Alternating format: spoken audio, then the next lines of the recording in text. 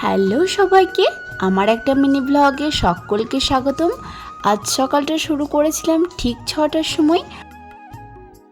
তারপরে সকালে আমি যা খাই আদা দিয়ে লিকার চা, এটা না খেলে আমার দিন শুরু হয় না। তো সেটা নিয়ে বসে গেছিলাম, তার মাঝেই চলে এসছে আমাদের কাকু দুধ দিতে। তো মা আজকে খুব ব্যস্ত ছিল বলে বললো দুধটা নিয়ে আসতে।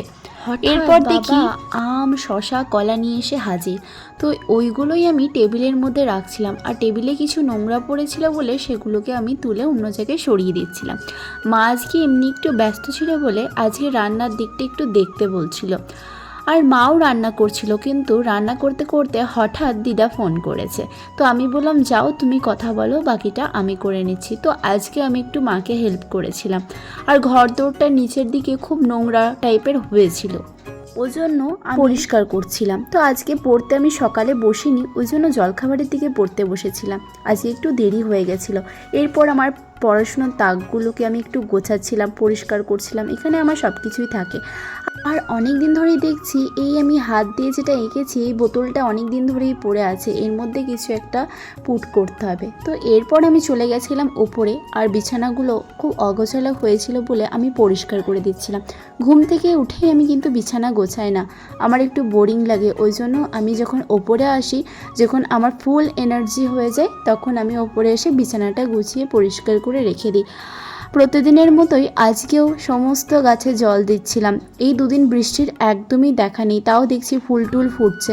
আর এটা আমি আমার একটা স্যারের বাড়ি থেকে নিয়ে এসে লাগিয়েছিলাম। এই মানি প্ল্যান্টটা আস্তে আস্তে বড় হচ্ছে। তো এরপর আমি স্নান টান করে রেডি হয়ে গেছি।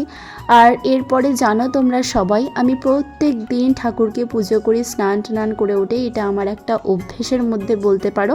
তারপরে আমি আমার দুপুরের খাবার খাই। তো আজকে বেশি ফুল পাইনি, কারণ বেশি ফুল ফোটেনি। ওই জন্য যেটুকু ফুল পেয়েছি সেটুকু নিয়ে গিয়ে ঠাকুরের কাছে গেলাম। তো এখানে আমার শিব ঠাকুর রয়েছে। আমি প্রত্যেক দিন এই ড্রামে গঙ্গার জলটা এক জায়গায় ঢেলে প্রত্যেক দিন শিবকে চান করাই। তো আজকেও সেটাই করছিলাম। আর আজকে শনিবার, হনুমানজির বার, আমি আজকের দিনটা পালি। তো মা গেছিল স্নান করতে, আর মা খুব তাড়াতাড়ি করতে বলছিল, কেননা আজকে আমার একটু বেশি লেট হয়ে গেছিলো। তো আমার ঘরে অনেক ঠাকুরই রয়েছে, হনুমানজি, দুর্গা, শিব, কালী, সমস্ত ঠাকুরই রয়েছে। আমি সমস্ত ঠাকুরকে পুজো করছিলাম। আর আমি বাজরাংবালির একটা টিকা নিলাম, অর্থাৎ আমি শনিবার আর মঙ্গলবারে ওই ভূষো সিঁদুর বাজরাংবালির কপালেও পরিয়ে দিই আর নিজেও নিই। তো যাই হোক, তোমরা দেখতেই পাচ্ছ যে আমি পুজো করছি।